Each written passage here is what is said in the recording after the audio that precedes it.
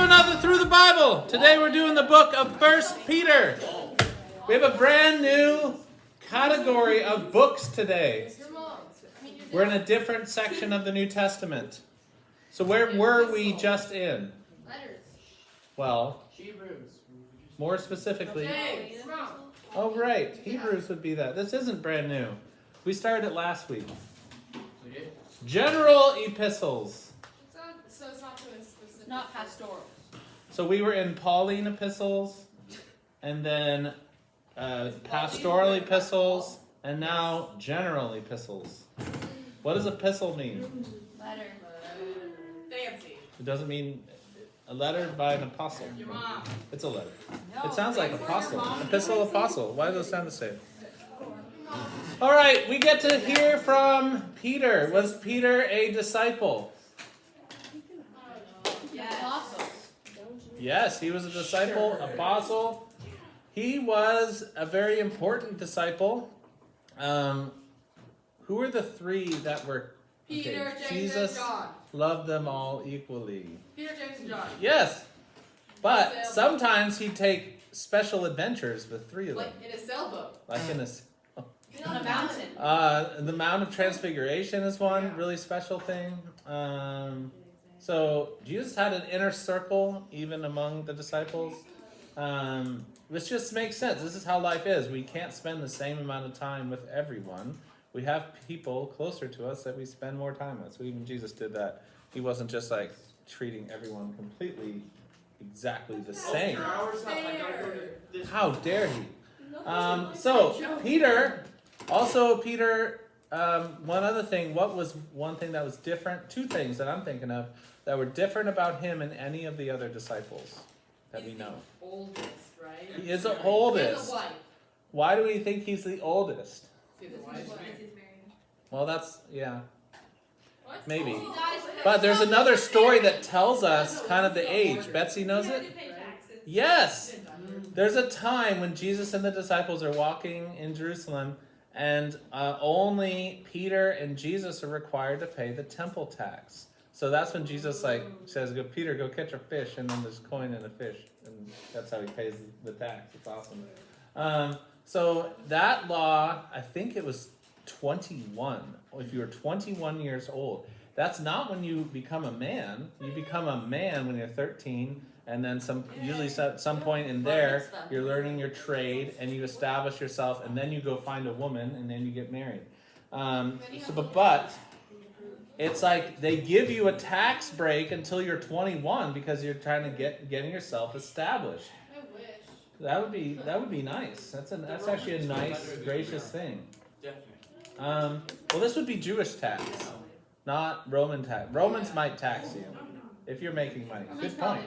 Yeah, they don't have that break. So Hey the boys, church is gonna start taxing. Albert, hi. Who do you? How old do you have to be to pay taxes? 21. Good job. All right. I was listening. Okay. So Peter wrote this. We were just discussing earlier. It's not clear if Peter was a skilled writer or not. It's possible he wasn't. They do. So after Jesus dies, they do reflect that Peter and John. They're like, these are just regular guys, but they noted that they had been with Jesus. These are it uses the word uneducated men. So it's possible Peter wasn't a good writer, and maybe he didn't know how to write. I don't know. It's not everyone knew how to write back then. It wasn't as common. So Silas is who we think scribed the letter. So Peter may have spoken it out loud. Paul did this a lot too, even though Paul was educated. But as he got older, but it seems like Silas scribed or carried the letter because he's mentioned at the end. What does scribed mean? Well, what does scribed mean? Like someone spoke it to him and he wrote Right. it down. Peter would have dictated it to him, or just spoke it out loud, spake it, and then he would have written it down. It's at the end of. Do you see it? Where is it? That's a weird word. 1 Peter 5:12. With the help of Silas, who I regard as a faithful brother, I have written to you briefly, encouraging you and testifying this is for the true grace of God. Stand fast in it. So how did Silas help Peter write this letter? Probably physically writing it, dictating it, as Peter dictated it. Okay, our audience is Jewish and Gentile Christians. This is okay. There was some disagreement here. When I looked at my study Bible notes, it was like, oh, these are to Jewish Christians because of how it starts. Look at 1 Peter 1:1. Who is this addressed to? Pontus, Galatia, Cappadocia. Well, first word before that. From Peter, an apostle of Jesus Christ. It doesn't say from, but that's what it means. To God's elect, strangers in the world. So a lot of people thought that this meant the elect as in like God's chosen people, but this could also mean just God's chosen people of the new covenant. So there's some disagreement on like, oh, this is some one of the things I read was like this was Jewish Christians. And I was like, no, this is like primarily Gentile Christians. So I'm assuming both, mainly because they're scattered too. Because they've probably been scattered from Jerusalem. I thought it said scattered from Jerusalem. I'm remembering wrong. But scattered throughout. Oh, never mind. yeah, scattered throughout. So, yeah, these are, but the language that's used and the way he speaks to them. And also remember, who was the guy who had the vision to first reach out to Gentiles? Peter. Peter. With the animals, right? Yes, all the animals being let down, all the unclean animals that Jews weren't allowed to eat. So Peter had a very special ministry to Gentiles, but he also was first primarily ministering to the Jews. So he's writing to, we'll say Jewish and Gentile, but because of what's being written, people think it's more primarily to Gentile Christians. Did you? Gentile Really? Christians, yes. Oh, I thought you were going to swing the other way. No. The way he's talking about like them being chosen and brought into the family of God, Jewish people would have already believed they're in the family of God and now they trust in Jesus. This is kind of like saying, look how Jewish Christians have been brought into the family of God. Some of that, you are a holy people, a chosen people. It is written to the Jews to accept the Gentiles being brought in. Not really. It's not that's it doesn't talk about circumcision or those things, but the ones that the scattered, because mainly the persecution started in Jerusalem and scattered people. So that's why the thing is a lot of Jews, because those would have been Jewish Christians in Jerusalem and then scattered. But it could have also meant that they're just scattered all around. It's just not super clear what that word means. All right, when and where? Oh, also all believers everywhere. But mainly to the area of Asia Minor. So we see this description of Pontus, Galatia, Cappadocia, Asia. What is the modern day country that we're talking about here? Asia Minor. What would we call that today? Turkey. What? Turkey? Turkey. So modern day Turkey. So this is areas where Paul did some missionary journeys, areas that like Timothy was from there. Asia Minor we call that like Turkey. It's kind of like part of Asia that comes down. I learned about this in social studies. You did? It's an What about it? It's like near Crete or something. I don't know. Crete's an island in the Yeah. Mediterranean. Yeah. We had a- Okay, It's part of- 62 to 64 AD is our best guess on date, possibly. Sorry, I wasn't listening. From Rome, so they think Peter was in Rome when he wrote this and spread it out, sent it out. The interesting reference to Rome is actually Peter calls where he is Babylon. But it's unlikely that he was in actual Babylon. But the Bible uses the term Babylon kind of to refer to the biggest, evilest city. And we see that too in like Revelation and stuff too, where we're like, are they talking about Rome as Babylon, a literal Babylon, or could it be any city Babylon? But like throughout the Jewish history, Babylon was the big bad city that they got carried away to. That's where Daniel was, Shadrach, Meshach, and Abednego, where Esther was. And so that is no longer a world power, but what's the world power of today? Of first century? Rome. Why do you think he was in Rome? Because he talks about being in Babylon. No, I mean like what brought him there? Like purpose. Like Paul was brought to Rome. Yeah, in for, prison. For like prison. Was he Maybe carried his away for wives some live reason? there. I don't I'm know. just being curious. I think he was probably there voluntarily. I don't think he was under arrest. Was he visiting Paul? He could have been visiting Paul. He could have been, yeah, they're friends. He could have been visiting the church there. He could have been, it's possible, I think he ended up there, so I think that's why. I don't really remember. Peter, Silas, and also Mark are mentioned in this book. It also says, she who is in Babylon, so this is what we think means Rome, but it's written in code, chosen together with you, sends you her greetings. And so does my son Mark. And then Trevor is not here, but this is his favorite verse. Greet one another with a kiss of love.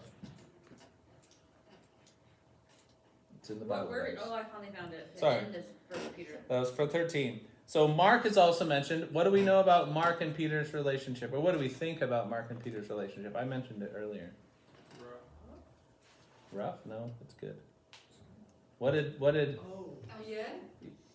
Jessica? He helped him write, maybe. Yeah, The so we gospel. think that the Gospel of Mark, written by John Mark, this same guy here, was written from Peter's perspective, because John Mark was not an eyewitness. He was young and not one of the disciples, and so kind of think that Mark was written by Mark from Peter's stories. So I think we know their relationship was Right, close. is that it? Yeah, because he talks. That's the little story in the Garden of Gethsemane, right? Of John Mark running away. They don't say it's John Mark. We think that there's a little boy who's watching. It's only in the book of Mark, and he's watching Jesus get arrested, and then they see him and they grab him, Oh, yeah, he but he's runs away only naked. wearing a sheet, He runs away. and he runs away. So the theory Runs away is, naked. yeah, he runs away naked. It's only in Mark. The theory is that's Mark, and he was maybe a little boy that was in the house that the upper room dinner was, and he like followed Jesus and his disciples. He was so In a intrigued by sheet. them to the Garden of Gethsemane in his bed sheets. And then the Roman guards grabbed him, and then he ran away naked. Well, And his parents tucked him in. This is all what we Extra think. He might have been a teenager. He could have been, but his parents tucked him in bed, and then he snuck out and followed Jesus and the disciples to the garden and was watching them. And then when Jesus got arrested, they tried to arrest him, and he ran away naked. a young man wearing nothing but a linen garment was following Jesus. When they seized him, he fled naked, leaving his garment behind. That's Mark like one verse, 14:51. only in Mark. So we kind of think it Two could have been Mark. verses. Okay, that's not in any of the other Gospels. Anybody want to memorialize that moment? He's like, I was there! I was there! It kind of is Mark. Why was he naked? Oh, his Mark. Because Oh. they took his clothes off. It's They his- had They grabbed his walking feet. around him, All right. and then they grabbed him. What else? So the purpose of First Peter. First Peter's a really great book. It has a lot of great things in it. I appreciate it too. It's just written from a different guy. We've heard a lot from Paul. That's not a bad thing. I like But it's great to hear another epistle from another guy, right? That's what we preach about Hebrews and James as well. These general epistles. There's a lot of letters from Paul. Again, not a bad thing, but a different perspective is awesome too. So there's some great perspectives about being holy, living in Christ. There's a lot about we are chosen, elect. So this gives people lots of discussions on election and being chosen and predestination and free will. There's a lot of conversations that come out of here. It's a great encouragement book. Some of my favorite verses. One of my favorite verses is 2:9, and that's the one I picked for our key verse, even though the other Hey, video had a you different blew key verse. it! Bro. Sorry. Offended. Ellie has her hand up. Yes, Ellie. So mom asked earlier why Peter was in Rome. Yeah. Started reading my textbook in class. Yes. Tell us. So, well, he died, but most scholars say that he died in Rome. Yes. By crucifixion. Upside down. Right, he didn't want to be He crucified. refused to be By- killed the same way as Sa- Jesus. Same time around Paul died. Okay. But also other, let's see. The argument for Rome accords well with other testimony that places both Peter and Paul in that city during Nero's persecutions. Alright. If true, this places the date of 1 Peter sometime before AD 64 to 66. So, But still other- doesn't really know why. Yeah, but so that's like all they have on it. But We we have other know testaments knowing he was we in believe Rome. Peter ended up in Rome. So by this time we think he was in Rome, And by this time, Rome was truly becoming the center of the world and thus the center of the gospel church movement. Kind of moving away from Jerusalem as it became a much bigger Gentile movement. There's just less Jews in the world. So when people started becoming Christians, there became more Gentile Christians. There's more Gentiles in the world than Jews. So the gospel truly spread beyond the Jews, and then Rome kind of became the center of the gospel and became the center of persecution, like Ellie just said. So that's why some of the disciples This makes ended me up there. think about like location-wise and the Catholic Church and their first pope and stuff. Yes. And then Rome embraced Christianity with Constantine. Basically, they tried so hard to snuff Christianity out, and they couldn't, so if you can't beat them, join them kind of thing. And Rome became a Christian nation. This is much later, 300s. Would it be the only nation to have Christianity as its own only religion? No. At that time of the world, Well, yeah, at that time of the world. Ethiopians did too. but was it like a national or Armenians did too. Has was it like a anyone had government- has anyone It had became a government religion, and that's not good. So it became, you had to be Christian. Everybody was Christian essentially, That's a and that recipe for made it not so there were believers. many not true Christians that called themselves Christians. So the purpose is to offer encouragement to suffering Christians, because they've been scattered. These people, that term means scattered. They've probably had to leave their homes because of persecution. That means persecution was bad, dangerous, scary. They feared for their lives. So these are people that need encouragement because they are suffering for the cause of Christ. And Peter knows that well. Peter has also suffered greatly for the cause of Christ. We know in all Acts how he's beaten, imprisoned, and treated horribly over and over. But at the same time, it says to submit yourselves for the Lord's sake to every authority instituted among men. So this isn't like instituting a mass rebellion against the government, whether to king as supreme authority or to governors who are sent by them to punish who do wrong. For it is the Lord's will that by doing good you should silence the ignorant talk of foolish men. Live as free men, but do not use your freedom to cover up evil. Live as servants of God. Show proper respect to everyone. Love the brotherhood of believers. Fear God. Honor the king. Which would have been astounding words to a persecuted group. Like, wait, these are people who are mistreating us, right?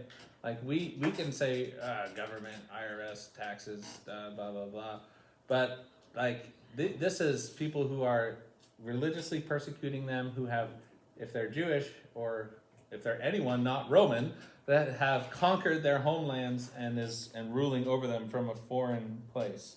So quite strong words in encouraging them, but also bringing out the fact that the suffering is along with Christ. Chapter 4, therefore, since Christ suffered in his body, arm yourselves with the same attitude, because he who has suffered in his body is done with sin. As a result, he does not live the rest of his earthly life for evil human desires, but rather for the will of God. So, like, he's saying, like, Christ suffered, we're going to suffer too. He says that somewhere else. Yeah, here. 4:12. Dear friends, do not be surprised at the painful trial you are suffering as though something strange were happening to you, but rejoice that you participate in the sufferings of Christ, so you may be overjoyed when his glory is revealed. So, following Christ, is our lives going to be perfect and easy? No. Should we just have 15 ways to a perfect and happy, healthy life, Yes. Ellie? Yes. And have Fill perfect us hair with- and perfect Yay. teeth? No! The Christian life, we're supposed to be like Jesus. Did Jesus have a perfect, happy, no problem life? It's perfect. Okay, he lived perfect. Did Jesus have an easy life? No. Full of comfort and riches and wealth? No. Yeah. So we are Christians, little Christ. We're going to live like him. It's going to be similar experience for us. So we should not be surprised at suffering and persecution. All right, let's watch the Bible Project. Ew. I hate that. All right, what stuck out to you from the Bible Project video? Your mom. Oh my gosh. They really out, they're like, it's Gentile Christians. Yeah, they went hard on They Gentiles. went hard. They went hard in a lot of things. And that's a bad thing. Yeah, I mean, that's the thing. There is so many Jewish references, but he really is including Gentiles in them. So I don't know if that's too bad too. I know it's not. I don't draw that as hard of a line that is like, no Jews ever read this letter. But I don't know. There could be Jews. But it's like who he targeted to. I think they're probably right. But it was surprising to me that my study Bible said to Jewish Christians, and then the Bible Project was like to Gentiles. It was quite a different view, and the Bible Project kind of won me over because there was just more arguments. Like, look at all that he's writing. This is his purpose here. He's writing to Gentiles, and essentially the argument by the study Bible was like, oh, because they're scattered from Jerusalem, the chosen ones. Anyway, it's not like Hebrews, which uses all these biblical references and expects you to know them. Like, it kind of explains it more to Gentiles. All right, is Jesus in this book? No. You sure? Well, not actually physically, but I think the main focus on Jesus, besides, the main focus on Jesus is focus on his suffering. That he suffered, we join in suffering with him. That's the most direct talk about Jesus. I picked 2:9, my favorite verse for the key verse, and I think it's a good key verse too because of who he's talking to. You are a chosen people, a royal priesthood, a holy nation, a people belonging to God, that you may declare the praises of him who called out of darkness, you out of darkness into his wonderful light. Gives our identity, gives our purpose, gives us our mission to declare the praises of him to others. Who are we? We are God's royal possession. We're slaves, guys. He owns us, and it's a good thing. We're also the bride of Christ. So And we're royal, So we're married. and we're holy. Yeah, all you guys are going to be brides. Yeah, Yeah. All believers are the bride of Christ. it's figurative. If someone asks me The church. if I'm single, All right. I'm the bride of Christ. I'm not married yet. Timeless truth. Be like blank in all things, even blank. I'm already taken by Jesus. Jesus suffering. Be like Jesus in all things, even suffering. Luke got it. I think I put Christ, but be like Christ in all things, even suffering. So, just because you're a Christian doesn't mean your life is easy and comfortable and perfect. In fact, if you really live a Jesus life, you will probably face more opposition because you will be standing And for interestingly enough, and sharing. if you're not experienced resistance living a Christian, being a Christian, you're probably not doing what you should be doing. Like, if you're just keeping your Christianity to yourself, and, like, if it's your own private faith, and you don't ever talk about it or share it with anyone, or have difficult conversations, or try to help others, or do anything, your life, just in quiet solitude is pretty simple. you can't be a hermit Christian. But if you're doing what Jesus did, and doing what Jesus has called all of us to, you're gonna face opposition, and it's gonna be difficult, and it's not gonna be easy. We are called to be countercultural. Like, we're not just supposed to do whatever the culture wants, because that's the easiest mainstream, go with the flow life. We are called to swim upstream. So when Like the salmon. Yeah. when are there laws that we don't agree with in our country? Yeah. Yeah. Things that are legal that we believe should be illegal. Yes. Things, so it doesn't match up perfectly. Our moral standards don't match up perfectly with America's laws. Is there general things that our culture says is okay and normal to do that we would say is wrong? Plenty of things, right? So we're not gonna have. That's the easiest, simple life, is just to go along the flow with everything.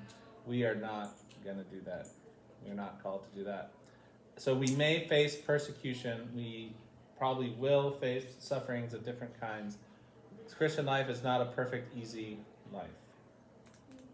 That's Don't what let anyone it's tell you that all it is. about. All right, that's First Peter.